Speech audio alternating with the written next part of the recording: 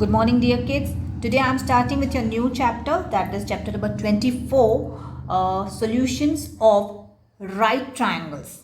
Now let's see what it says. We have done in our previous chapter, chapter number 23, हमने एक table देख लिया था, उससे रिलेटेड ही ये चैप्टर है. तो स्टार्ट करते हैं. Let's see.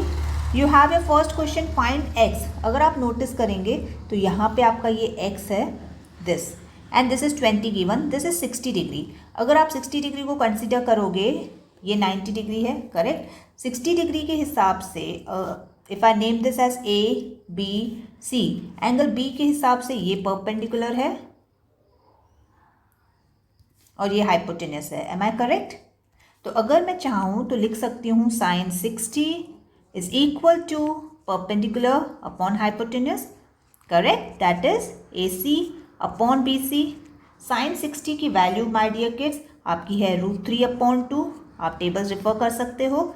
You will get A C is given as 20, B C आपके पास x है √3/2. अगर आप क्रॉस मल्टीप्लाई करेंगे तो आपको आ जाएगा √3x इज इक्वल टू 40 और वहाँ से आपकी x की वैल्यू आ जाएगी 40/√3. नीचे आपका इरेशनल नंबर है √3, so you can rationalise by multiplying with the same term. √3 को √3 से मल्टीप्लाई करो. अगर आप नीचे √3 से मल्टीप्लाई कर रहे हो तो आपको ऊपर भी करना पड़ेगा. So that will B 40√3/3. Am I correct with this? √3 की वैल्यू है 1.732. अगर आप वो पुटअप करेंगे divide by 3, you will get your final answer. Got my point? Final answer मतलब x की वैल्यू आ जाएगी. Clear? Your next is same in your problem number 1. You have part 2. इसमें आपको क्या क्या दिया हुआ है देख लेते हैं. This is 30 given, this is x given, this is 90 degree. Again अगर आप 30 के पॉइंट ऑफ व्यू से देखोगे तो ये उसका परपेंडिकुलर है, ये उसका बेस है. तो हम जा सकते हैं 10 30 से ले सकते हैं perpendicular upon base. Got my point? Clear? So 10 30 की वैल्यू है 1/√3. परपेंडिकुलर आपके पास है, चाहे तो आप इसको नेम दे सकते हैं ए बी सी. तो परपेंडिकुलर हो गया ए बी, बेस हो गया आपका बी सी. 1/√3 आपके पास है, ए बी आपको दिया हुआ है 20. आप फिर से क्रॉस मल्टीप्लाई करेंगे and you have to get the value of B C. Can you do that? एक और प्रॉब्लम है इसी तरीके का. अगर आप ध्यान देंगे तो यहाँ पे है 45 के पॉइंट ऑफ व्यू से ये उसका परपेंडिकुलर है, ये उसका हाइपोटेन्यूस है. तो आप जा सकते हैं sine 45, that will be perpendicular upon hypotenuse. Sine 45 की वैल्यू डाल देना. परपेंडिकुलर आपको 20 दिया हुआ है, हाइपोटेन्यूस आपको x है. क्रॉस मल्टीप्लाई कर देना and get the value of x. देखते हैं प्रॉब्लम नंबर 2 में क्या है. प्रॉब्लम नंबर 2 में दिया हुआ है योर फर्स्ट इज आपके पास एक ट्रायंगल है, दो साइड्स दिए हुए हैं और एंगल फाइंड करना है. थोड़ा सा उल्टा है, कर लेते हैं. अब एंगल ए के पॉइंट ऑफ व्यू से ए जिसके ऊपर खड़ा है वो उसका बेस हो गया और 90 डिग्री के ऑपोजिट हो गया हाइपोटेन्यूस. ये हाइपोटेन्यूस है, ये बेस है. तो एंगल ए के हिसाब से आपके पास बेस और हाइपोटेन्यूस है, तो आप कौन सा रेशियो यूज करोगे? नेचुरली आप कॉस यूज करोगे. तो cos A is equal to base upon hypotenuse. Base आपको दिया हुआ है 10, हाइपोटेन्यूस आपको दिया हुआ है 20. तो कॉस ए हो जाएगा 1/2. अब आप अपनी टेबल्स में से देखिए कि 1/2 कॉस ए में कब आता है. So cos A is equal to half की जगह पे हम लिख सकते हैं कॉस 60 की cos 60 degree is half. Perfect. Cos cut and A की वैल्यू 60 डिग्री. आपको एक्चुअली कॉस कट नहीं करना है, उसको इनविजिबल कर देना है. I will give a try for one more. Let's go for your problem number 3. Problem number 3 के हिसाब से अगर आप ए फाइंड करना है एंगल ए, तो उसका परपेंडिकुलर दिया हुआ है और उसका बेस दिया हुआ है. मतलब आप जाएंगे 10 को लेकर. 10 परपेंडिकुलर अपॉन बेस. परपेंडिकुलर आपके हाथ में है 10√3, बेस आपके हाथ में है 10. अगर आप कट कर देंगे तो आपकी वैल्यू आ रही है √3. Am I correct? आप 10 की टेबल में चेक करो √3 कब है. So you will get 10a is equal to 1060. 1060 की वैल्यू √3 है, तो √3 की जगह पे मैंने 1060 डाल दिया. Therefore your A angle is 60. Perfect. Let's jump on to problem number 3 which has you have to find x. Find करने के लिए मेरे पास दो साइड्स तो होने चाहिए. एंगल फाइंड करना है. लेकिन उसके लिए हम लोग पहले डालेंगे इस वाले ट्रायंगल पे नज़र। वी हैव 60, तो और उसका परपेंडिकुलर दिया हुआ है, उसका बेस फाइंड करना है। Getting my point. 60 जिसके ऊपर खड़ा है, आप पहले ट्रायंगल अगर नेम करना चाहें तो इसको ए बी सी और यहाँ पे डी कर देते हैं। सो आपको फाइंड करना है ए बी पहले, राइट ट्रायंगल में जाकर। Let's find A B. So I will try in triangle A B C, tan of 60 degree is equal to perpendicular upon base। tan 60 की वैल्यू डाल दीजिए, that is √3 is equal to perpendicular आपका 30 है, base आपको find करना है, base मतलब A B आपको फाइंड करना है। क्रॉस मल्टीप्लाई करेंगे तो ए बी की वैल्यू आ जाएगी आपके पास, दैट इज 30√3। जैसे ही आपके पास ए बी की वैल्यू आ गई 30√3, आप इसमें डाल देंगे 30/√3। अब आप जाएंगे in triangle A D B. आप x के पॉइंट ऑफ व्यू से देखो, परपेंडिकुलर और हाइपोटेन्यूस दिया हुआ है, तो मैं साइन x लिख रही हूँ, is equal to perpendicular upon hypotenuse. Perpendicular की वैल्यू है 30√3, 30/√3, और अपॉन हाइपोटेन्यूस है आपका 20। Correct? Yes. Now what you will do, you can reduce this, you can take this 20 up, so it will be 30√3 into 1/20, correct? So 0 0 cut, so you will get 3/2√3। now this is an irrational number, so you have to find your rational number। make sure you get your rationalize करके आगे बढ़ना है। so sin x you got, जब आप rationalise करेंगे तो you will get √3/2। Once you rationalise you will get √3/2। अब आपको टेबल से चेक करना है, so you will notice sine 60 is √3/2, correct? So can I say x is equal to 60? So I got the value of x as 60 degree. Let's jump on to our next part, that is question number 4। In that you have 2 more questions. So first हम पहला देख लेते हैं क्या दिया हुआ है। I'll zoom a bit so that you can see all the things। आपको फर्स्ट ये 50 है, तो नेचुरली BE भी 50 हो जाएगा। Now BC is 10, so ED भी 10 हो जाएगा। You have to find AD। आपको ये पूरा AD फाइंड करना है, तो उसके लिए आपको फाइंड करना पड़ेगा AE। कैसे जाएंगे AE फाइंड करने के लिए? AE फाइंड करने के लिए आपके हाथ में BE उसका बेस है, यू हैव दिस BE, और AE फाइंड करना है, मतलब परपेंडिकुलर अपॉन बेस से जा सकते हैं। So we can go for 1045 is equal to perpendicular upon base. 1045 की वैल्यू है 1, परपेंडिकुलर आपको फाइंड करना है AE, और बेस आपका दिया हुआ है 50। जब आप क्रॉस मल्टीप्लाई करेंगे तो AE की वैल्यू आपके पास आ जाएगी 50। अब आपसे पूछा है AD। AD का मतलब क्या हो गया? AE plus ED। Am I correct?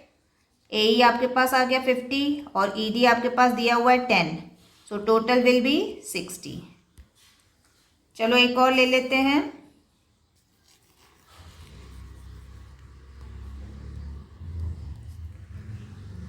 Next you have in second, you can notice that you have been given 2 triangles here। one is this triangle where this angle is 60 given, and another is this triangle, and you have to find AD of course again।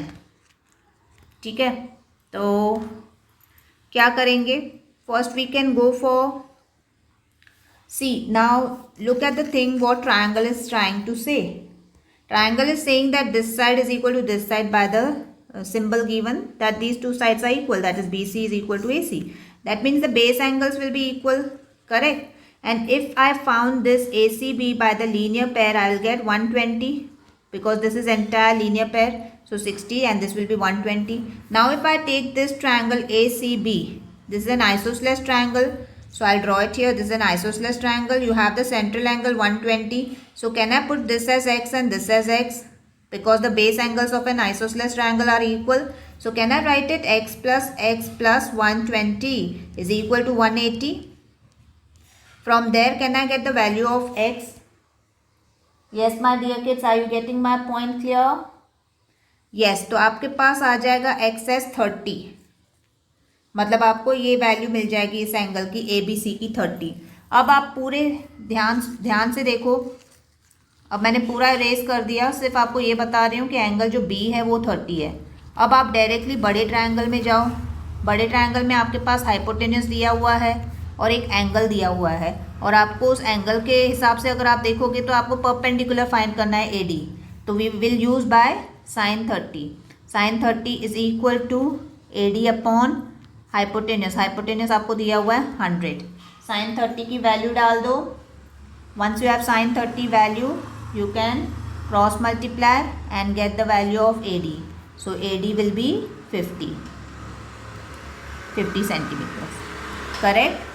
So only new thing here was that आपने एक linear pair लिया 60 का, 120 आया, फिर आपने एक isosceles triangle बनाया ACB और वहाँ से आपने ये 30 निकाला। अगर आपका ये 30 नहीं आएगा then the problem will be difficult. Let's go in for next. Next it says you have to find the length of AD. अगर आप देखेंगे AD ये है, I'll zoom a bit. Okay. Now this पूरा angle is given as 60, जो मैंने black से mark किया है, और जो मैंने रेड से मार्क किया है वो 45 है। करेक्ट? तो अगर मैं रेड से मार्क किए हुए ट्रायंगल में जा रही हूँ, छोटे से ट्रायंगल में, उसमें बेस BC दिया हुआ है और मुझे परपेंडिकुलर फाइंड करना है, तो can I go with 10 45? 10 45 is equal to perpendicular upon base. Correct?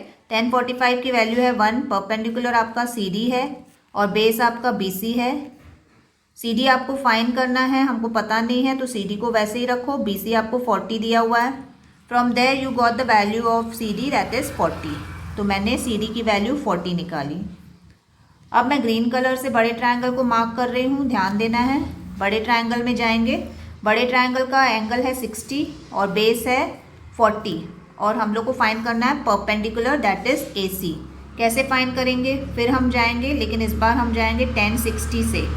1060 क्योंकि बड़े ट्रायंगल का B एंगल है, so will take 1060 is equal to AC upon BC। 1060 की वैल्यू आपको डालनी है। Once you got the value of 1060 you can use it and get the value of AC from there. तो जैसे ही आपके हाथ में AC आ जाएगा, AC और CD को अगर आप माइनस करेंगे तो आप देखेंगे कि आपके पास AD आ जाएगा। क्लियर?